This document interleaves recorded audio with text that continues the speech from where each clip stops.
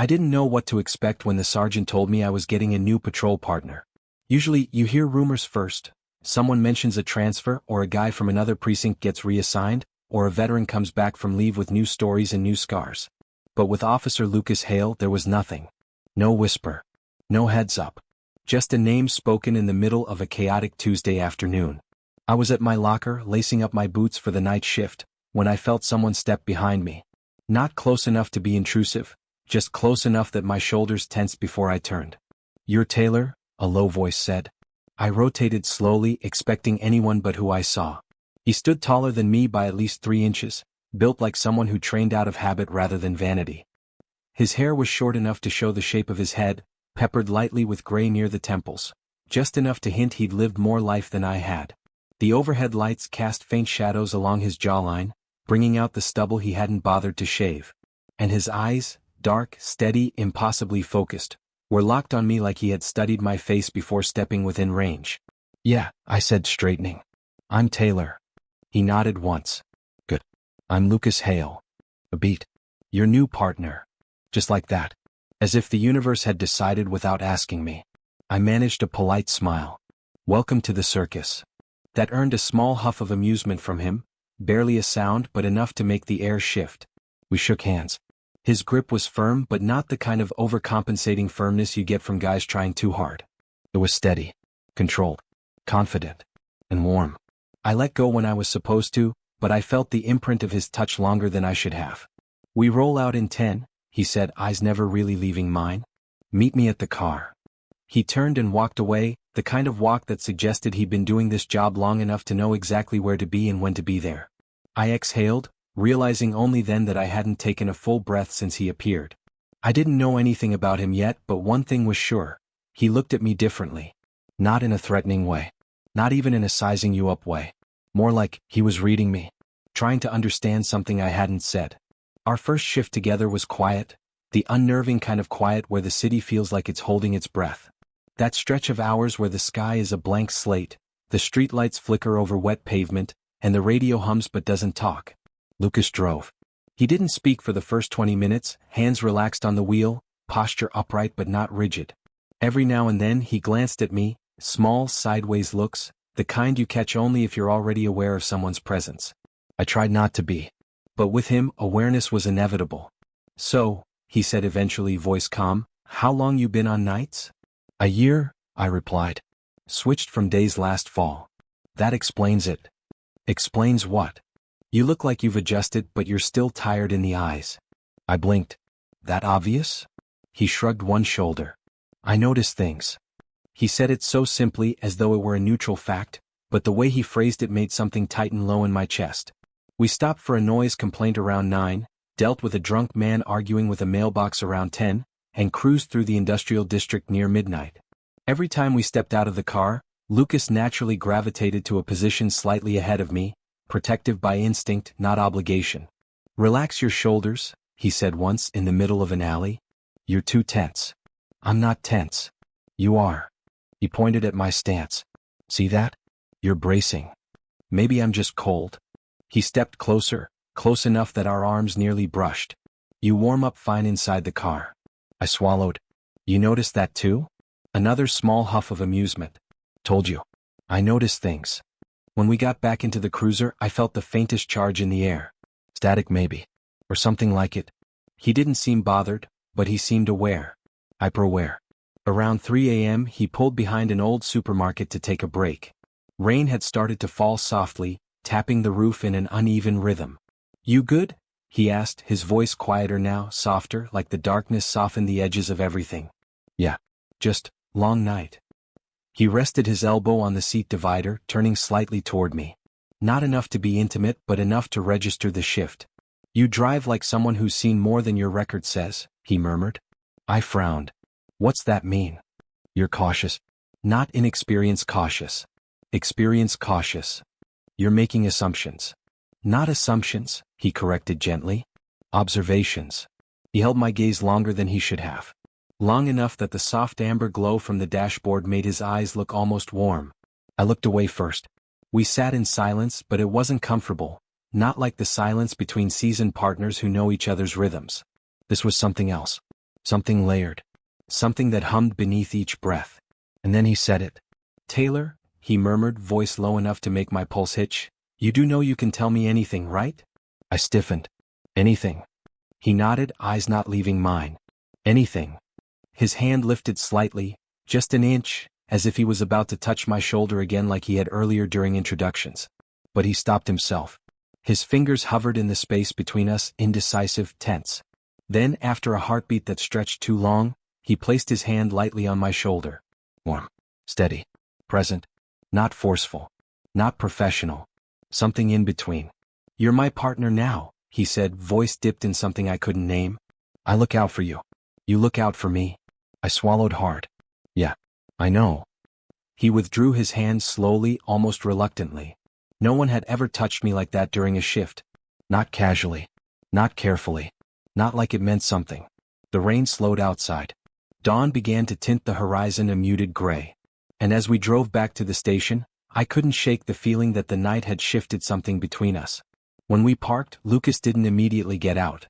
He stared straight ahead, jaw tight, inhaling slowly. "Good work tonight," he said softly. "Yeah," I murmured. "You too." But I could feel his gaze lingering again, long enough that my skin warmed beneath it.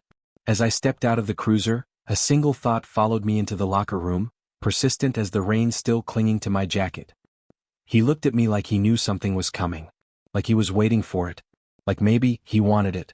The second week with Lucas felt different, not because anything dramatic happened but because nothing did. And somehow the nothing felt charged. He didn't flirt. Didn't cross any lines. Didn't even say anything that could be twisted or misinterpreted. But he was present in a way that kept rearranging the air around me. He stood a little closer than necessary when we questioned people. He handed things to me in a way that made our fingers brush, slow and deliberate, like he was studying the temperature of my skin. He looked at me when he didn't have to look at me. And every time I couldn't help thinking, this can't be nothing. He has to know what he's doing. But if he did, he never let it show. It was Friday night when it sharpened into something undeniable. The city was restless, the kind of restless you feel before you even see it. Calls were stacking. People were snapping at each other over parking spots and noise and nothing at all. Summer heat pressed down on everything, heavy enough to make tempers short. We got sent to a domestic disturbance close to midnight. A shouting match that spilled into the street. A frightened neighbor who couldn't tell whether the couple was fighting or falling apart. One of those calls you go into with your senses high, ready for anything. Lucas knocked on the apartment door, firm but calm. "Police," he said. "Open up." The yelling on the other side went dead silent. That was never a good sign. I positioned myself beside him, hand hovering near my holster but not resting on it. He glanced at me just once and nodded subtly. A quiet check-in. A question. "You okay?" I nodded back. The door opened, revealing a man with red-rimmed eyes and a woman behind him, shaking. Nothing dangerous, just sadness that had curdled into anger. Lucas handled most of it, coaxing the man into stepping outside, lowering the temperature without ever raising his voice. He was good at that, unsettlingly good. When the woman finally calmed down enough to breathe normally, I stepped inside to talk to her. The room smelled like stale beer and lavender dish soap, a strange mix that clung to my clothes. She wiped her face with trembling hands. "I'm sorry," she whispered. "We're a mess tonight." "It happens," I said gently. "We just need to make sure you're both safe." She nodded. "Your partner? He's something, huh?" I blinked. "What do you mean?" "He looks at you like," she stopped, swallowed. "Like he'd walk through fire if you asked him." I froze. People in crisis rarely lie about what they notice. They're too raw for it. "He's new," I finally said. "Only been with him 2 weeks." She dabbed at her eyes. "Doesn't feel like that." When Lucas and I regrouped outside, the man had calmed down. We took statements. Cleared the call. By the time we walked back to the cruiser, the humidity felt thicker, like the night itself had been holding its breath. Lucas didn't start the car right away. "You good?" he asked, the same question he'd used the very first night. But this time it sounded different. Softer. Waited. "Yeah," I said. "Just tired." His fingers drummed once against the steering wheel. "That woman said something," he murmured. "To you?" Inside. I stiffened. She was upset. People say things. "What kind of things?" "She thought you were protective." His jaw tightened almost imperceptibly. "Is that a problem?" "No," I said. "Just an observation." He exhaled slowly like he was weighing what to say next. I'm protective of the people I'm responsible for, he said. My team. My partner. There was a hesitation, a pause that stretched out, delicate and dangerous. And sometimes, he added quietly, I'm protective for reasons that aren't strictly professional. My breath caught. He didn't look at me when he said it. He stared out the windshield, hands steady on the wheel, posture controlled. But the confession hung between us, undeniable. Lucas, I started, unsure what to do with the heat that rose under my skin. He shook his head slightly. Don't worry. I'm not crossing any lines. That sounded like a line. Maybe. He finally turned, meeting my eyes with a steadiness that sent a shiver down my spine. But I said it anyway. We sat in silence, and for the first time since I'd met him, I didn't look away first. He broke the moment. Come on, he said softly. Let's finish the shift. The next call was routine, an alarm triggered by a faulty back door at a closed pharmacy. Nothing dangerous. Nothing interesting.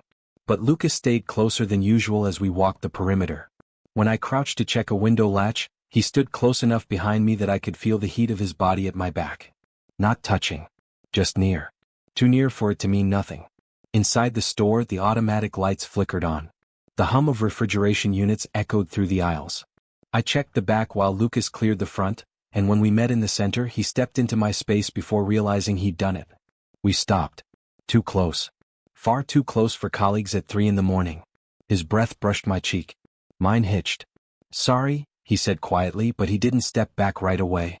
His eyes flicked to my mouth for a split second, a fraction that I wouldn't have noticed from anyone else. But with him, I noticed everything. I forced a breath. We should clear the register area. Yeah, he murmured. But he still didn't move.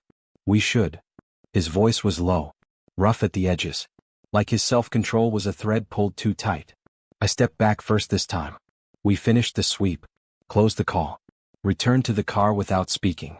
But the air inside the cruiser felt different, thicker, charged, as if the silence itself was aware of us. Half an hour before shift end, Lucas parked in the lot behind the precinct. The sky was faintly blue, the earliest hint of dawn creeping over the horizon. I reached for the door handle, but he spoke before I could open it. Taylor. I turned. His eyes were on me again, steady, unreadable, too intense for this hour of morning or any hour at all. This thing between us, he said quietly, it's not nothing. My pulse thudded in my throat. I didn't say it was. You didn't have to. He held my gaze unmoving. Just, tell me if it becomes too much. I nodded once. I will. He exhaled, slow and relieved. Good. I stepped out of the car, but halfway to the station door, I felt him watching me. When I turned back, he was still in the driver's seat, still staring, not possessive, not inappropriate. Just aware. Hyper-aware. Of me. Of us. Of whatever was building in that space between us. Too close to be accidental. Too deliberate to be harmless. Too intense to be nothing. I thought the shift after that night would feel awkward. I expected distance, overcorrecting, professionalism tightened like a belt pulled too hard. I even practiced answers in the mirror before leaving home, neutral phrases that said nothing and avoided everything. But Lucas didn't act any different. If anything, he acted exactly the same, which made it worse, because I wasn't the same. Every time he looked at me, I felt the weight of what he'd said. This thing between us, it's not nothing. Tell me if it becomes too much. It echoed in the air between us like a background frequency only I could hear. We spent most of the evening driving grid calls, suspicious vehicles, noise complaints, welfare checks. Nothing intense. Nothing complicated. Just enough to keep us moving but not enough to keep my mind busy. He drove with one hand on the wheel, posture relaxed, eyes scanning the road the way he always did. But sometimes, every now and then, he'd glance sideways at me. Not long. Not obvious. Just long enough to scatter my thoughts. By midnight, the quiet had taken on a shape of its own. Not hostile. Not tense. Just charged. Like something unsaid sat between us, waiting to be acknowledged. We stopped at a convenience store for coffee. The clerk didn't look up from his phone as we entered. Lucas picked the same drink he always did, black, no sugar. I grabbed a bottled tea. When he handed the cashier a couple bills, I noticed his fingers were trembling faintly. He wasn't nervous. I knew him well enough to rule that out. He was restraining something. We walked back to the cruiser without speaking. The night air was cool, brushing against my forearms where I'd pushed up my sleeves. Lucas walked slightly behind me, footsteps rhythmic and steady. When I unlocked the passenger door, he paused before getting in. "You good?" he asked. The same question. The same tone. But now it hit differently. "Yeah," I said. "Are you?" He gave a faint, humorless smile. "Getting there." He didn't elaborate. I didn't push.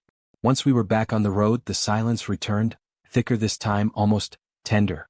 I kept catching myself watching him. The way his jaw tightened when he focused, the way he rubbed a thumb over the steering wheel when he was thinking, the faint scar near his temple I'd never noticed before. He noticed me noticing. But he didn't call me out. He didn't need to. Around 2 in the morning, we got a call about a kid who'd run away from home. Just 16, upset, hiding somewhere near the river walk. Dispatch said he wasn't dangerous, just scared. Lucas volunteered us immediately. When we arrived, the river path was quiet, lit only by scattered lamps and the faint glow of downtown in the distance. We split directions, him toward the north end, me toward the footbridge. "Radio if you see anything," he said. "I will." "Taylor?" He hesitated. "Just be careful." I nodded, feeling warmth pool somewhere deeper than I expected.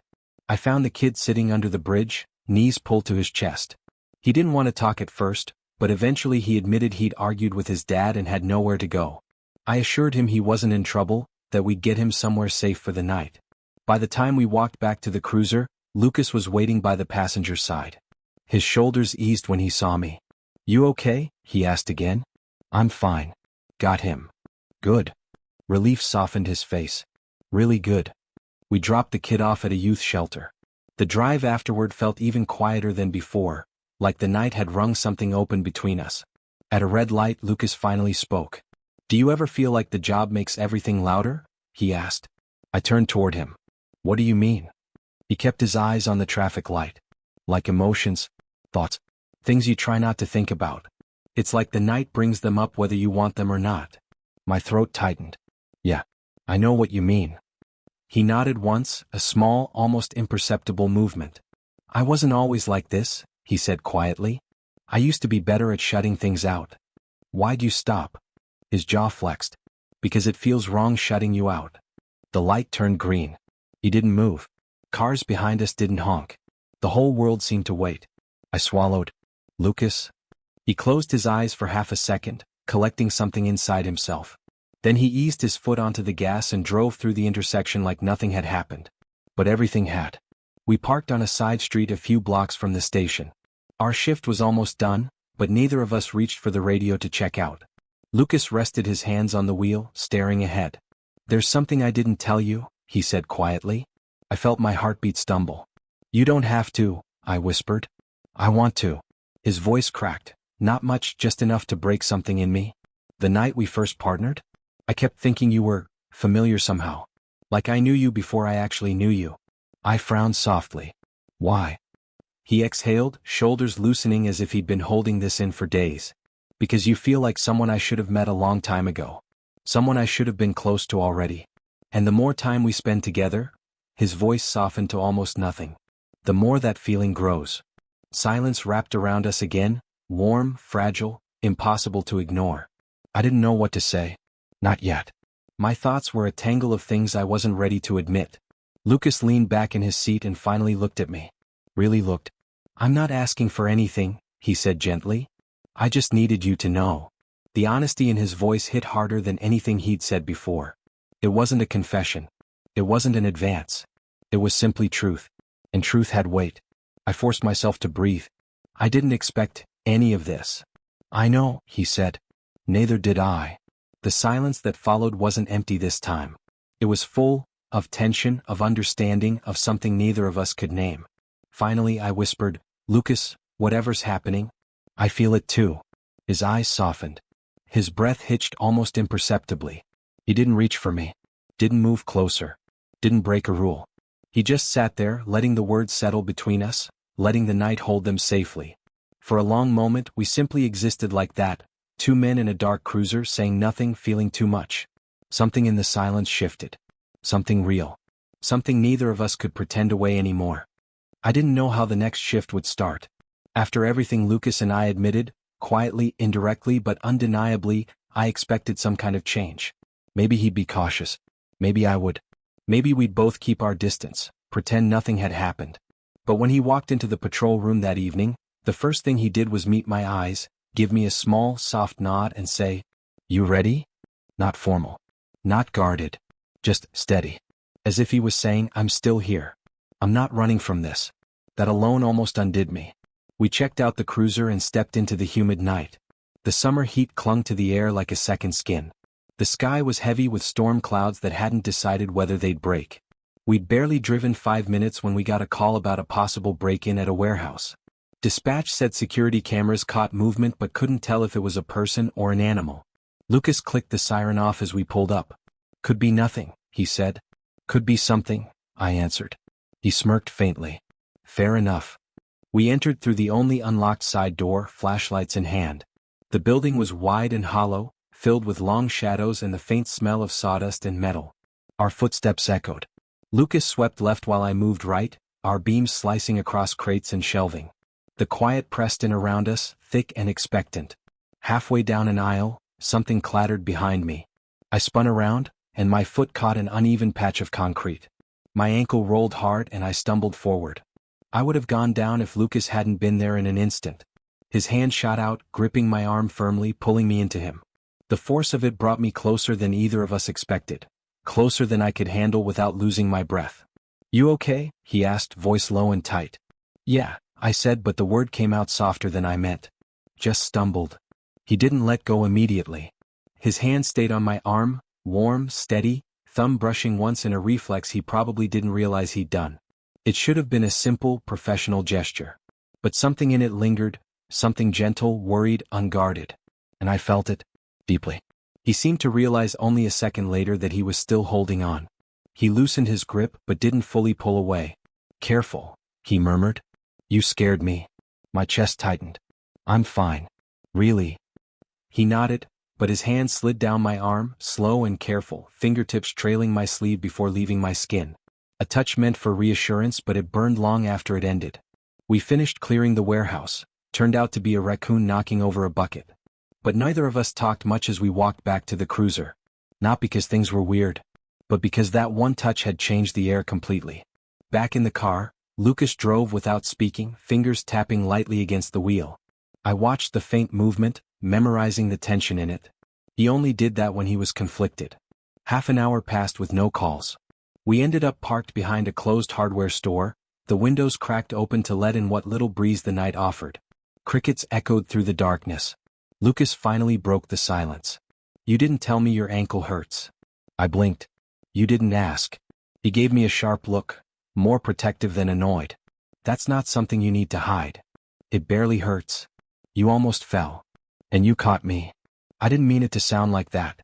But it did. He inhaled deeply, eyes flicking away for a moment. "Yeah," he said quietly. "I did." Another silence.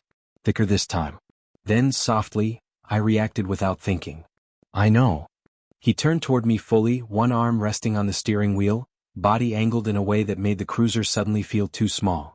"I don't do that with everyone," he said. He didn't have to elaborate. I knew what he meant. I didn't respond. Didn't trust myself to. Lightning flickered in the clouds above us, silent and brief. The storm was building. Lucas watched it, jaw tightening like he was holding something in. Then he shifted his weight slightly, subtle but enough that his knee brushed mine. I froze. He didn't pull away. Neither did I. The faint contact thrummed between us like a live wire. Nothing dramatic. Nothing improper. Just a point of warmth that neither of us dared acknowledge out loud. "You're quiet tonight," he said. "So are you."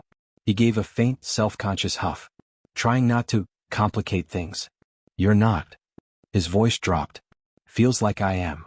"Lucas," I said gently, "you're not doing anything wrong." He looked at me again, really looked, and the vulnerability in his eyes knocked the air out of my lungs. "Then why does it feel like every time I touch you," he whispered, "I think about it for hours afterward?" The storm broke somewhere far away, a rumble rolling across the sky. I swallowed hard. "Because maybe it's not just you." He went still. Completely still. Then slowly, as if he was afraid I'd flinch, he reached out and laid a hand on my forearm. Soft. Barely there. But intentional. Not a rescue. Not an accident. Not a slip. His thumb brushed once, tender, hesitant. I exhaled shakily. Neither of us spoke. Neither of us moved. His hand stayed there, warming my skin, grounding me in a way I didn't expect. My pulse was loud in my ears. I wasn't sure if he could feel it through my arm, but it wouldn't have surprised me. After a long moment he whispered, "Tell me if this is too much." "It's not." The wind shifted, carrying the scent of rain. His fingers curled slightly around my arm, just enough to show he'd heard me. Just enough to show he believed me. Lucas didn't try to hold my hand. Didn't pull me closer. Didn't cross the line he was terrified of crossing. He just stayed there. Steady. Warm. Present. His touch was small. Simple. Almost nothing. But it stayed. Long after he let go. Long after the storm finally broke. Long after the night moved on. It stayed in the space between us. A quiet truth. A growing confession. A beginning neither of us dared to name yet. And for the first time I didn't try to run from it. Neither did he. The storm rolled in sometime after 3 in the morning. We were parked near the edge of town, where the fields opened wide and the sky felt impossibly big. Rain hammered the cruiser roof, the windows fogging from the difference in temperature. The world outside blurred into streaks of gray and silver. Inside the car, everything felt small and quiet. Almost too quiet. Lucas had pulled us off the main roads when the lightning got bad, saying it wasn't worth risking an accident over a noise complaint or a false alarm. I didn't argue. I was grateful for the pause, grateful and terrified of it. Because now there was no distraction. No call. No danger. Just the two of us. And the touch he'd left on my arm still burning through the memory of my skin. He sat angled toward me, elbow propped on the center console, fingers tapping lightly against his coffee cup. His knee brushed mine every few seconds with the shift of the car in the wind. He didn't move away. Not once. "Feels like the world's falling apart out there," he murmured. "Storms always feel worse from inside a car," I said. "Yeah." His gaze drifted toward the windshield, watching the rain slide down the glass. Too much space to think. I felt that. I felt all of it. The storm outside was loud, but it was nothing compared to the noise inside my chest. I didn't know how to calm it. Didn't know how to stop the spinning questions. What was happening between us? Was it dangerous? Stupid? Possible? Real? The silence stretched until it became something neither of us could ignore. Lucas exhaled, rubbing a hand over the back of his neck. "I'm trying really hard not to make things complicated." "You say that a lot," I whispered. He glanced at me. "Because it's true. Complicated doesn't always mean bad. Doesn't mean good either," he said softly. The rain intensified, rattling against the roof. Thunder rolled across the sky, shaking the cruiser. "I meant what I said earlier," I told him. "About feeling it too." His eyes softened instantly, like he'd been holding his breath waiting to hear that again. "You did," he said quietly. "And it messed me up a little." I frowned. "How?" He let out a small, nervous laugh, something I'd never heard from him before. "Because suddenly everything made sense. Why I keep noticing you. Why I worry too much. Why I react the way I do." He didn't finish the sentence. He didn't need to. The air between us tightened, like the space was drawing us together without our permission. I swallowed. "Lucas, what are we doing?" He didn't answer at first. He leaned back, resting his head against the seat, eyes closing for a moment. The storm lit up the sky behind him, casting a soft glow across his profile. "We're doing something we didn't plan for," he finally said. "Something neither of us expected." "Is that bad?" "I don't know." His eyes opened slowly, meeting mine with startling honesty. "But it doesn't feel wrong." That admission hit me in the center of my chest. My voice came out barely above a whisper. "What if this is real?" Lucas inhaled sharply. "I've been trying not to ask that." "Why?" "Because I don't want to screw things up." His voice cracked, small but undeniably there. "Not your career. Or mine. Or whatever this is." He gestured between us, helpless. "And if it is real," he continued, voice lower now, "then pretending it isn't, would be worse." The thunder outside rolled again, but it felt far away now. "Look at me," he said softly. I did. And something shifted inside him, something I'd only seen glimpses of before. Vulnerability. Fear. "What?" "I didn't expect you," he said. "Not in this job, not in this city, not now." His throat bobbed as he swallowed. "But the more time we spend together, the harder it is to pretend I don't care." My breath caught. He leaned forward slightly, just enough that the space between us shrank. Not touching. Not crossing any line. Just close. Close enough to hear his breath. Close enough to feel all the things he wasn't saying. "I don't know what this is supposed to be," he whispered, But it doesn't feel like a mistake. The confession was so soft, so unguarded, it stayed suspended in the air like something fragile. I didn't move toward him. He didn't move toward me. But our knees brushed again, lingering this time. A simple point of contact, but the meaning behind it wasn't simple at all. I found my voice again. I don't want to pretend either. The relief on his face was immediate, almost painful to look at. He reached toward me slowly, giving every chance for me to pull away. His hand hovered near mine, but didn't touch. Not quite. I can't take your hand, he murmured, his voice shaking. But I want to. My chest tightened painfully. Then don't. Not yet. He let out a shaky breath. Right. But he didn't pull away. He let his fingers rest in the space between us, suspended, waiting. His palm open. His meaning clear. I mirrored him. Not touching. Not breaking any rules. Just letting our hands exist close enough for warmth to pass between them. It was more intimate than holding hands would have been. It was a promise. Or maybe a question. Or maybe both. Thunder rumbled again, softer now. The worst of the storm was passing. Lucas watched the rain for a long moment, then said, "We don't have to label this. Or rush it. Or decide anything tonight." "Then what do we do?" I asked. He turned back to me, eyes steady. "We let it be real quietly." Quietly? A small smile tugged at his mouth. "Yeah. For now." And then, with a gentleness that nearly undid me, he leaned forward. Not enough to kiss me, not enough to break a boundary, but enough for his forehead to rest lightly against mine. It wasn't a kiss. It wasn't a confession spoken aloud. It wasn't anything he could get in trouble for. But it was everything. I closed my eyes, breath catching as warmth spread through me. His breath mingled with mine, soft and warm, our foreheads pressed together in a fragile, sacred stillness. A moment. The truth. A beginning. When he finally pulled back, his voice was barely a whisper. "We'll figure it out," he said. "Even if it scares us." My chest ached in the best way. "Okay," I whispered back. "We'll figure it out." Outside, the rain slowed to a quiet patter. Inside, something fragile and blooming settled gently between us. The unmistakable beginning of something real. I didn't sleep at all that night.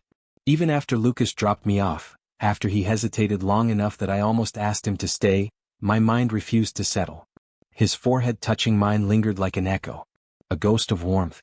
A promise wrapped in caution. I didn't know how to make sense of it. Of him. Of us. All I knew was that something had shifted. Quietly, deeply, permanently. By the time the sun rose, I was exhausted in a way caffeine couldn't fix.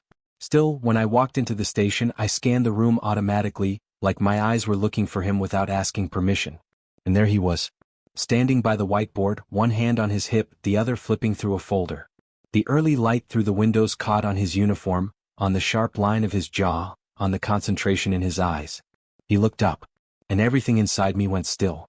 He didn't smile, not in any obvious, noticeable way. But something in his expression shifted.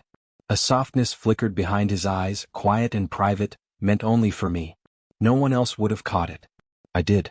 He closed the folder and walked toward me like he wasn't hurrying but somehow still couldn't get to me fast enough. As if he'd been waiting to. "Morning," he said, voice low, controlled. "Hey," I replied, trying and failing, not to sound breathless. His gaze searched mine for a moment, as though checking if last night had been real or if I'd woken up changed, uncertain, regretting. I gave him the smallest nod. "I'm still here. I still feel it." He exhaled. Subtle. Barely there. But I saw the tension drop from his shoulders. Before either of us could say anything else, Sergeant Meyer called out across the room. "Reports from last night need logging. Lucas, you're with..." He didn't even let her finish. "I'm with them," he said quickly, nodding toward me. My heart did that dangerous, traitorous thing it had started doing around him. It expanded. We spent the first hour going through paperwork, which should have been boring, except it wasn't, because he kept finding reasons to brush past me, stand a little too close, or murmur something just quiet enough that only I could hear. He didn't touch me, not really. But there were moments his hand hovered near mine like he was remembering the space between our fingers in the cruiser. Like he wanted to close it this time. And every single one of those almost moments made my pulse jump. After the reports were filed, he turned to me and said, "Come on." "Where?" "Parking lot." "Why?" He hesitated, then gave a tiny shrug. "Needed to see you outside of fluorescent lighting?" I blinked at him. "Is that your way of saying I look tired?" "No," his voice dipped. "It's my way of saying I didn't sleep either. The honesty of it hit me like a warm shock. We stepped outside. The morning air was crisp, still damp from the storm. The sky stretched wide and pale, the kind that felt like a clean slate. Lucas leaned against his cruiser, crossing his arms. Not cold, just grounded, steady. Watching me with an expression I couldn't read, except for the fact that it wasn't guarded. Not with me. I kept replaying last night, he admitted. My pulse stumbled. Me too. Good. His jaw tightened, not with annoyance but with restraint. I didn't want to be the only one. I swallowed, trying to steady my breath. Lucas, what are we doing? He didn't answer immediately. Instead, he looked out over the lot like searching for the right language in the empty spaces. When he finally spoke, his voice was quiet but unwavering. I think we're figuring out that we were waiting for something without realizing it. My chest tightened. Waiting? For someone who makes things feel different, he said. Better. Messier. Realer. He glanced back at me. I didn't know I was waiting, he continued softly. Not until you showed up and suddenly he cut himself off, shaking his head. I care. Too much. More than makes sense. I stepped closer without planning to. It doesn't have to make sense. It scares me, he whispered. I know. And you? He asked. Are you scared? Yes. He nodded slowly like he'd expected that answer and still needed to hear it. But, I added, I don't want to stop. That startled him a little. His eyes flicked up, searching mine. You don't? No, my voice wavered just a bit. It feels like something I didn't know I was waiting for too. That hit him hard, I could see it. His hand flexed at his side, like he wanted to reach for me and was holding himself back with everything he had. In the quiet that followed, the station door opened and closed behind us. 2 officers walked by, deep in conversation, barely glancing our way. Lucas exhaled slowly. We can't be anything obvious. Not here. I know. And we need to be careful. I know. His gaze softened, warmed. But I'm not going anywhere. Something inside me nodded at that. He shifted his weight, lowering his voice to a barely there murmur. Look, there's a cafe 5 minutes from here. No uniforms go there. Big windows. Quiet. We could. Are you asking me to get coffee? His mouth twitched. I'm asking if you'd sit with me. Away from work. Just us. That shouldn't have made my heart race. It did. I'd like that, I said. He nodded once, like it was a decision he'd been holding onto all night. After shift. Yeah. We started walking back inside, but right before we reached the door, his hand brushed against mine. Not an accident. Not a mistake. Just a soft, fleeting whisper of touch. So quick no one would notice. So gentle my heart nearly broke from it. I didn't look at him. He didn't look at me. But the warmth of that single, stolen touch stayed, lingering like a spark under my skin. A reminder. A beginning. A truth neither of us could pretend away anymore. And as we stepped back into the station, I realized something I hadn't been willing to admit until that moment. I hadn't been waiting for something. I had been waiting for him. We ended our shift later than expected. Paperwork delays, last-minute calls, the kind of slow chaos that fills evenings at the station. Throughout it all, Lucas and I moved like 2 separate halves of something quietly shared. We didn't talk about the cafe again. We didn't need to. But every time I caught him glancing my way, or felt him walk just a little closer than necessary, the promise of it settled deeper under my skin. By the time we clocked out, the sky was already fading into that soft, dusky blue that feels like a curtain lowering over the day. The air had that cool bite of early night, the kind that made people walk faster, talk quieter, exist a little more gently. Lucas waited by his cruiser. Not leaning against it this time. Standing. Almost like he was bracing himself. When I reached him he gave a half smile, barely there but the kind that warmed something inside me. You still up for that coffee? He asked. I nodded. Yeah. You. Wouldn't have asked you otherwise. His voice was steady, but there was a tremor underneath it, a kind of cautious excitement I'd never heard from him before. We drove there in my car, partly to avoid drawing attention, partly because he asked in a way that sounded like it mattered to him. I like being the passenger sometimes, he'd said with a shrug. Lets me breathe. Except he didn't breathe. Not really. He kept glancing at me through the reflection in the window like checking if I was still real. The cafe was small, tucked between an old laundromat and a bookstore that always smelled like rain even on the driest days. A single row of warm yellow lights glowed along the windows. Inside, 2 students typed away on laptops, and an older couple shared a slice of something that looked like lemon cake. It was quiet. Slow. Safe. Lucas exhaled like he'd been holding his breath the whole drive. We ordered 2 coffees, 1 blueberry muffin. We decided to split. He insisted on paying. I didn't argue.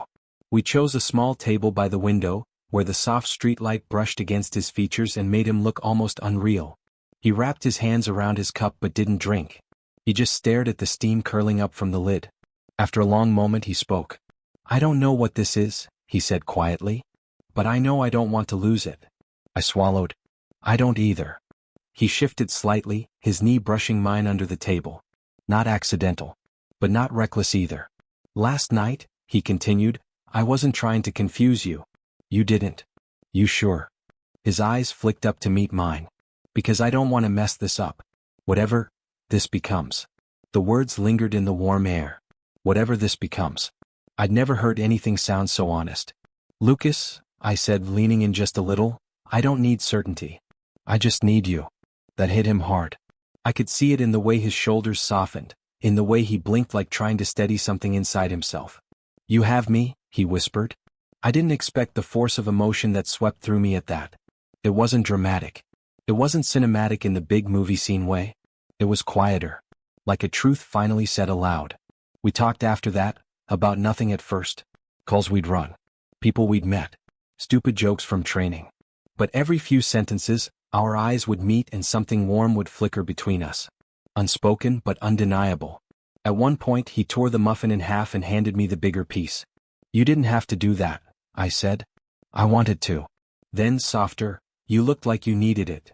I didn't know whether to laugh or ask him how he'd become someone who noticed things like that.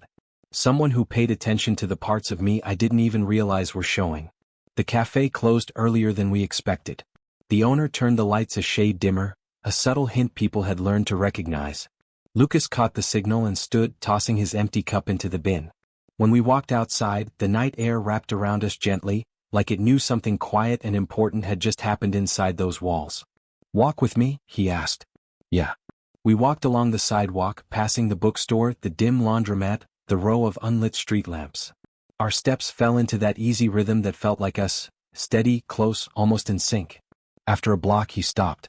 Right under a flickering streetlight. He stuffed his hands into his pockets, staring down at the pavement like the words he wanted were scattered at his feet. "I'm not good at this," he said. "At what?" "Letting someone matter." He inhaled deeply. "But you do. More than I know how to say."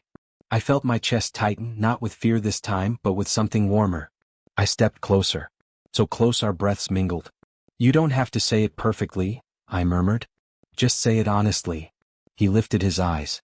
And for the first time since I'd met him, he let every wall fall.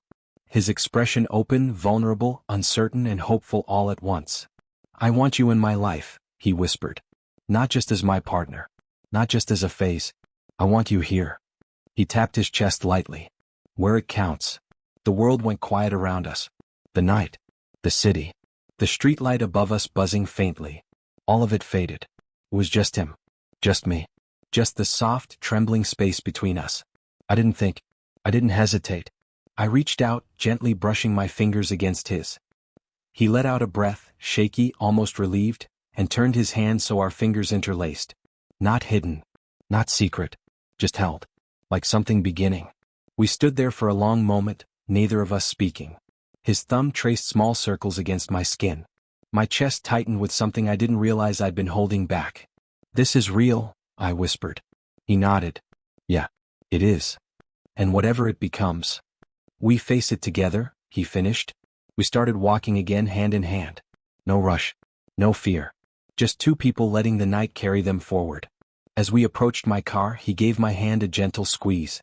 "I didn't expect this," he said quietly. "Didn't ask for it." "Me neither. But," he added, voice soft, "I wouldn't undo it." I smiled at him, feeling the truth of it settle deep inside me. "Not for anything," I said. He smiled back, the kind that reached his eyes. And under the glow of the streetlights, with the night stretching open before us, it felt like the beginning of something neither of us had ever dared imagine.